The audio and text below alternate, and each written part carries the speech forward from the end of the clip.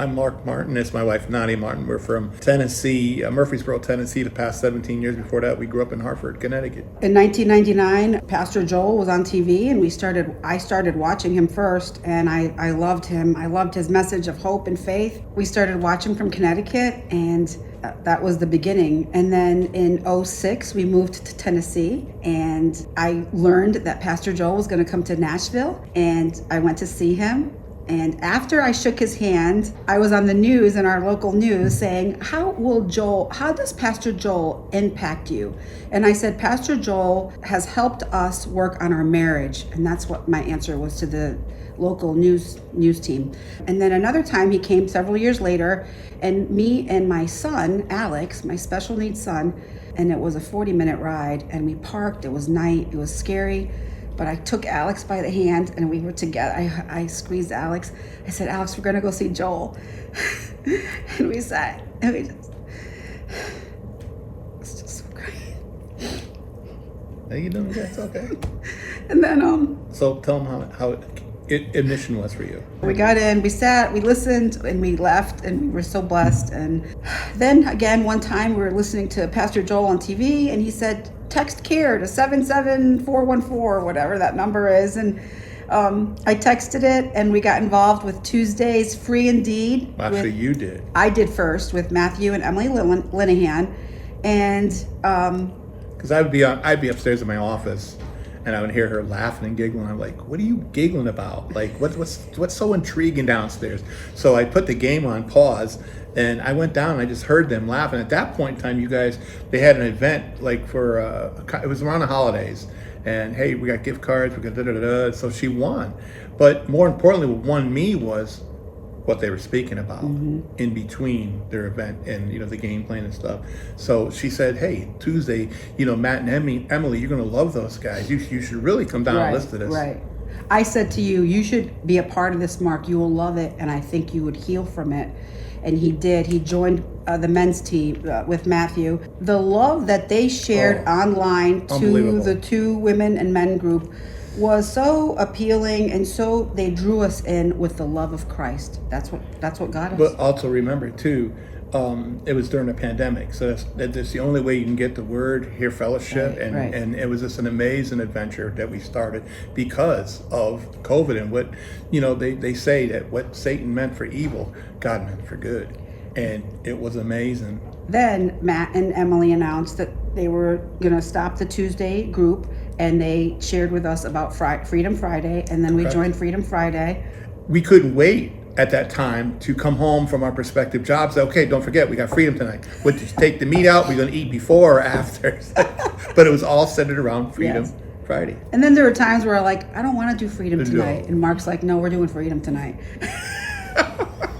And she's a good cook, and now we going. But we met beautiful people on Freedom. Yes. And to this day, I've just got a whole new family. Yes. It's amazing. Nadia and I have got friends, lifelong friends. And until today, this weekend, we hadn't met. So the anticipation growing, and God just worked the whole thing out like unbelievable. Because we never went anywhere without Alex, because of Alex, I should say. So, it was just an amazing venture. So as we were starting to do Lakewood, Freedom Fridays, then we started to go through our groups, and we would get assigned each group. And I was in group 2, and I met these wonderful women. Let me backtrack. Someone mentioned about mentors, so I signed up for the mentor. Correct. And I had my mentor. That was an amazing year of release and freedom. You had Miracle, right? Yeah, Miracle was my mentor. She was great. She kept me on the ball. She held me accountable. There were times where she'd say, Nadia, we have to meet tonight. And I'd like, no, I don't want to. I'd come up with an excuse, but she held me. Yes, she held me to the accountability to the A right there.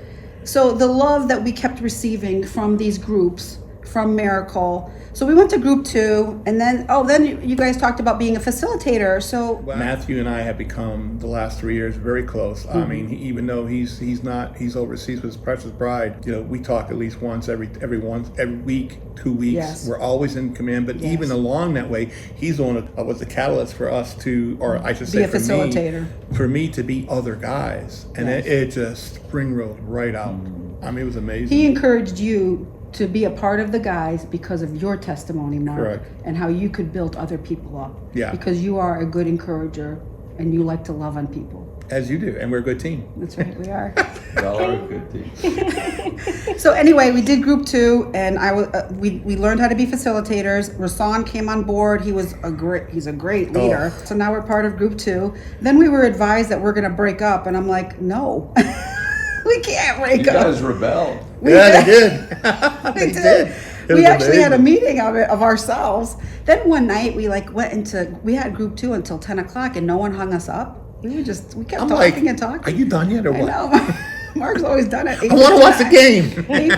The love of these women, the Yes. investment, the camaraderie, the community, and it's the love of God that that's- really keeps us together. And that was the time Antoinette came into Nashville and came to our home.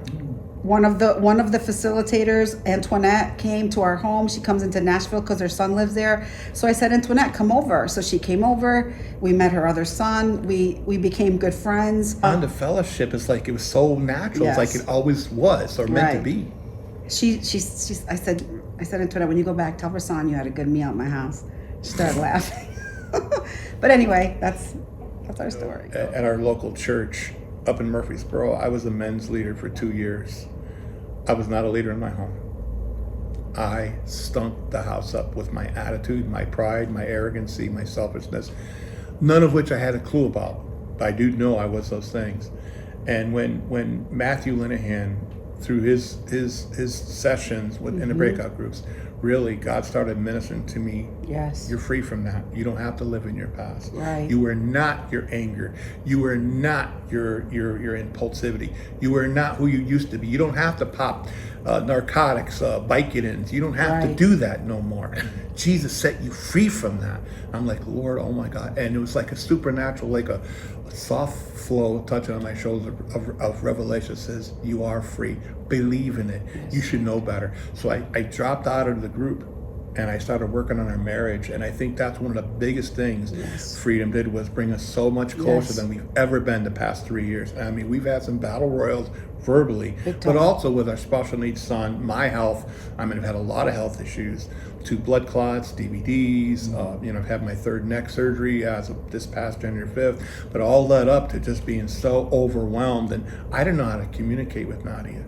I was very passive aggressive, and yet Matthew just would call me, hey, how's it going? Let's pray together. Let's work on this. And then from there, it just incredible. sprinkled. Brother Rashawn, life was being spoken to me through this freedom Yes. experience. It was amazing.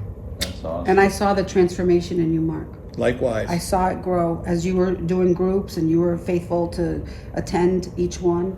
I saw that. And it was like God had. I was a big, like, you see those the plastic bands and the balls they have. It's like every situation in my life was like strangling the truth in me, and then God just peeled it back one at a time, because I knew through encouragement of Nadia that I was much more than how I was acting. That's right. It was amazing. Because so we good. both, Mark comes from abuse. Oh my God has. If you only knew, I mean, just as I look back, and this is a cell phone, and I look at it, I can see it's a cell phone, but where I came from originally, my parents left when I was 4 years old. I mean, my father left when I was 4 years old. My mother was a very cold woman. She was one of 8 children back in the 40s, and they had an interracial child. Her family, her sister, and that was a major no-no back then. But anyways, I think that's what developed her cold heart. And when I was 12 years old, well, actually before then, I just always, I got called horrible names by my mother all the time. My father was a womanizer. I'd go to him on the weekend, but if I try to find curiosity when I was 6, 7, 8 years old, I used to take a beat down from him for being too curious, which generally meant when I was in the front seat, he was in the back seat with one of the local people that he had picked up at the bar. But anyways, when I was 12 years old, I started having seizures. It was crazy. I mean, I just nocturnal, only at night, never knew why. But I knew something was wrong, and I would say, Lord, why? And then when I was 14, my mother took me to the local neurologist, who said, well, they're real seizures, but I think he's making them up for attention. So from what I thought was going to be an answer, went to total horror, because from the time from 14 years old up until I was 17, I got slammed by my mother. Nobody believed me. You're just faking it. You're just trying to get more attention. And meanwhile, I'm saying, no. Finally, at 17 years old, I was walking down from the pool that we had. I said, I can't take this no more. I tried to commit suicide twice. God said, not happening. And each time I woke up and, the scanners and the machines were beeping and stuff. Oh man, I lived under that adversity. I lived under that edge of like, what is wrong with me, Lord? Low self-esteem. To a point where I taught myself how to play the guitar. I started writing my own music, poems, stuff just to be with me. In 1993, I'd been playing. I was a front man in a band. I played music, for a long time, but it was my refuge. In '93, I had a real bad seizure that just put me on Social Security. I couldn't remember my way around the block. So, with that being said, and of course, meeting Nadia at church and all that had entailed, when Alex was born, we knew something was wrong because he kept crying and crying and crying, and we were trying to get, hey, wow, what's going on here? But as we would take him for a ride or I'd walk him on a table, he'd calm down. What we didn't realize was he was having sensory problems. And when he was 1 year old, I was working at a group home at that time, and I had to work third shift, and she called me and said, hey, I think Alex has had a seizure. So I rushed home the next morning, and sure enough, within a few days, he did. And we took him to the hospital, and then all the answers that had escaped me. He's got a disorder called tuberous sclerosis complex. 2 weeks after we got that, I got my first of two pulmonary embolisms. We went to a conference, and Dr. Bissler said, and we got a chance to meet him, and he said, who else has got seizures? And I said, I do. But not only do I have seizures, my father gave us it's a genetic disorder, tuberous sclerosis complex. And to tell you how my world just went boom, I got all the answers that had escaped me. And Nadia, that was the beginning of a even deeper trial, even though it was an awesome revelation. And I was going to say, a lot of people have a hard time waiting on God. I think that's one of the things that God has helped me to do is learn how to wait on God. If you look at it from 12 years old, all the adversity there, 1993, all the adversity here, and then now we get our answers. So now, Lord, what? What do you have now? And then we went through a lot of adversities, but God was so faithful.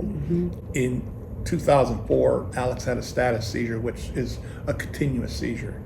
Seizures usually last about anywhere from 30 seconds to a minute, tops 3 minutes maybe. But he had one for 2.5 hours, and he had to be this time in Connecticut, he had to be taken to the ICU overnight and intubated. So a machine was to help keeping him alive. But then God was faithful. And then to push forward in '09, that happened again, and he had to be life flighted to Vanderbilt in Nashville. And the same thing, 2.5 hours. So it has not been without its trials. But God. That's right. But God. And he was working. God was working. And so through freedom, we have learned adversity, forgiveness, overcoming, freedom. Big time. Freedom. Communication, proper Transparency. communication, accountability. And I'll tell you, the love through the camera that we receive from you guys is beyond words. There's no words. And I have told Rasan several times, after we hang up at 9 o'clock on Friday night, Mark and I look at each other and we say, we can't believe that we're part of Lakewood and the love we receive, the love that we feel through the camera. That is just amazing. It is amazing. It keeps us going, actually. We can't wait for the next Friday. But even so, like with you with your girls online, oh, yeah. I've got like Tep and Elias and a few other guys. I'll call them because if I don't hear from you, I'm calling you. Yeah. I want to see how you're doing. Let's pray. Do you have a need? And that outreach just goes beyond the screens and the cameras because of freedom. I'm telling you, it's amazing. Great work. Continue to show up. Continue to go to your church. If you're not at Lakewood, go to your church, receive it, get online, watch Pastor Joe's services, and couple that with the Freedom Friday. You will not be disappointed. Right. Just come. If you don't feel like it, you listen. You're going to get attacked. You're going to get attacked. You're going to get, I don't want to go tonight. I don't feel like going tonight. Maybe your boss is on you all day long, all week long. Yeah. Go. Because behind, like JJ said that Friday night, behind every giant, there's a blessing right behind it. Show up. Go through the battle, but God's in control. Yes. Not anything else. God is in control. He's going to take you through. He'll help you be free like me. Awesome. And me. Us.